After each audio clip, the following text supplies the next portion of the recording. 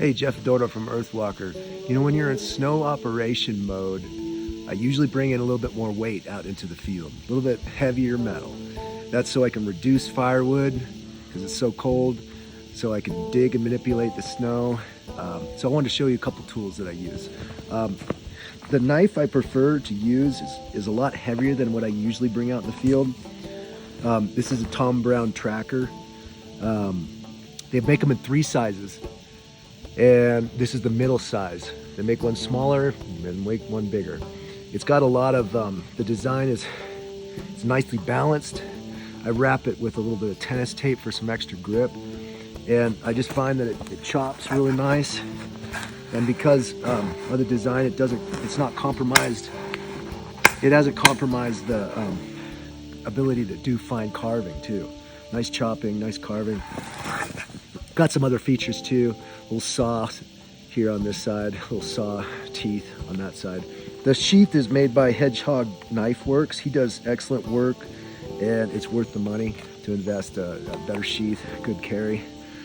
So chopping and then cutting. My go-to used to be a Sven saw, but the design to deploy the saw was a little bit more timely with its little wing nut. I like this Boreal. They make them in 2 sizes. I find that the configuration allows for a little bit more deeper cutting of resources.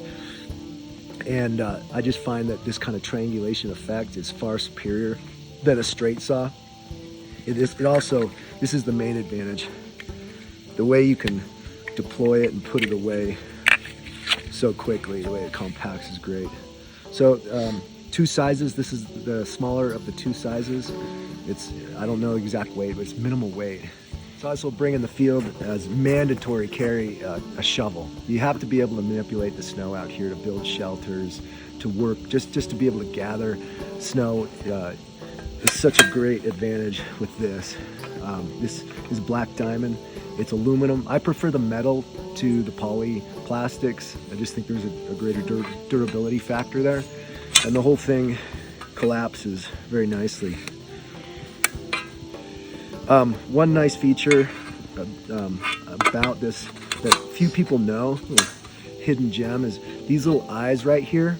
If you attach some paracord to those 2 eyes and you have another point of contact here with cordage, you can move a lot of snow with this movement and that added advantage of putting cordage on these 2 little eyes right there.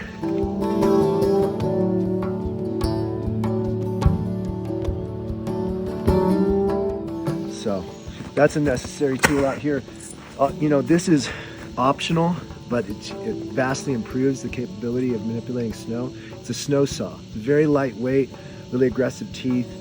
And you know, the idea is that you could cut all kinds of blocks. This is a poor example right here, but when we dig in and we make a snow cave later, I'll show you, how to make nice big old blocks. You can manipulate the snow.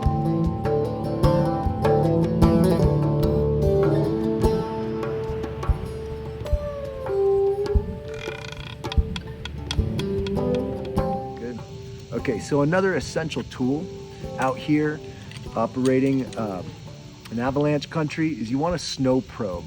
The snow probe is utilized to help find a subject by literally probing around in the snow with more efficiency and locating the subject you're looking for. So this is a standard, it is about 8.5 feet. It just telescopes together. It's much like a tent pole, sturdier tent pole.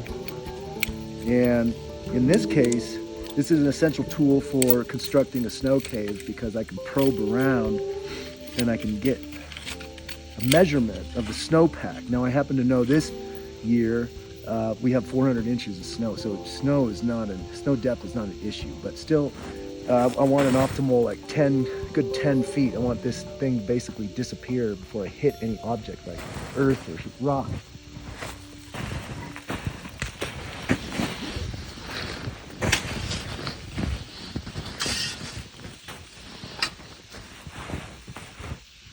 So that's a good 8.5 feet right there.